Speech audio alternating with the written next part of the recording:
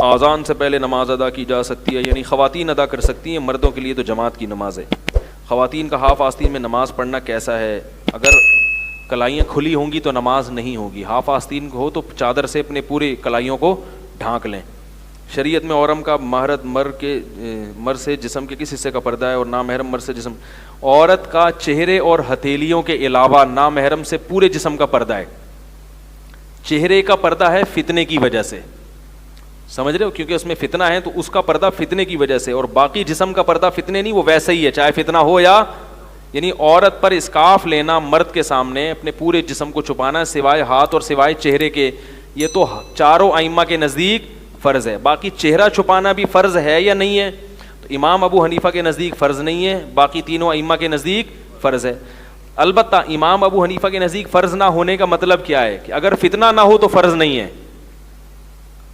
بعد میں جتنے بھی فقہائے حنفیہ ہیں ان سب نے اس پہ فتویٰ دیا ہے، چونکہ فتنہ ہے جوان عورت کے لیے اس زمانے میں، لہذا اس زمانے میں عورت کو پردے کا حکم دیا جائے گا۔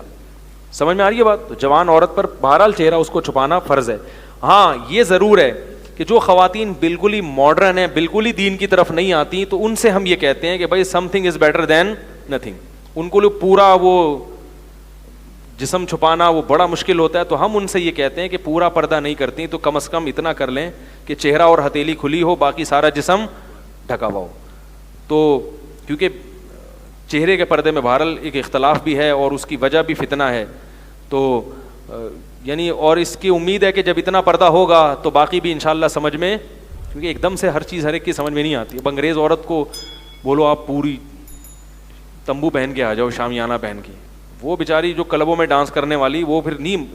تو اس لیے کوئی بھی فقیہ ہے اس کو چاہیے کہ لوگوں کو مسائل بتائے، ان کی جو مینٹل اپروچ ہے نا اس حساب سے۔ تو جو اداکارائیں ہیں، فنکارائیں ہیں، یہ بالکل ہی ماڈرن خواتین ہیں، ان کو جب ہم مسئلہ بتاتے ہیں تو اسٹائل تھوڑا سا چینج ہوتا ہے۔ اس کو ہم کہتے ہیں کہ چہرہ اور ہتھیلی کھول سکتی ہو، باقی جسم چھپائیں۔ لیکن ایک عام خاتون ہے، اس کو جب ہم مسئلہ بتاتے ہیں کہتے ہیں پورا جسم چھپائیں، چہرہ بھی چھپائیں۔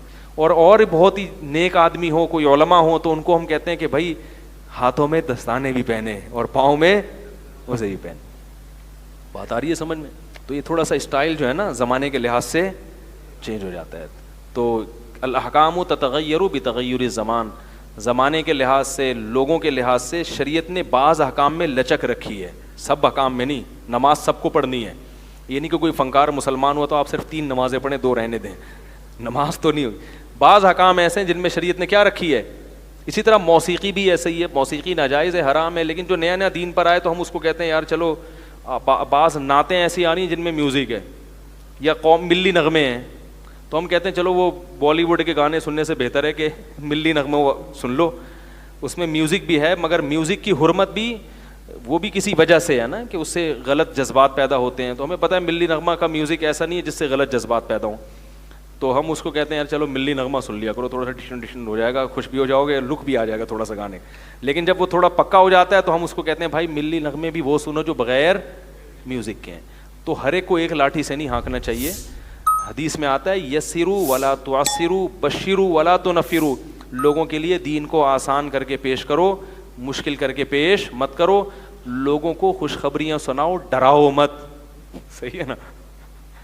کوئی فنکار اداکار دین پہ آنا چاہتی ہے، اس کو ڈراؤ مت کہ تم نے تو جانا ہی جہنم میں ہے، اس کو بولو بھائی اب توبہ کا دروازہ کھلا ہوا ہے، پورے دین کو نہیں فالو کرتے، آدھے کو کر لو، آدھے کو کرو گے اللہ آدھے کی بھی تو اس کو اچھی اچھی امیدیں دلائے انسان۔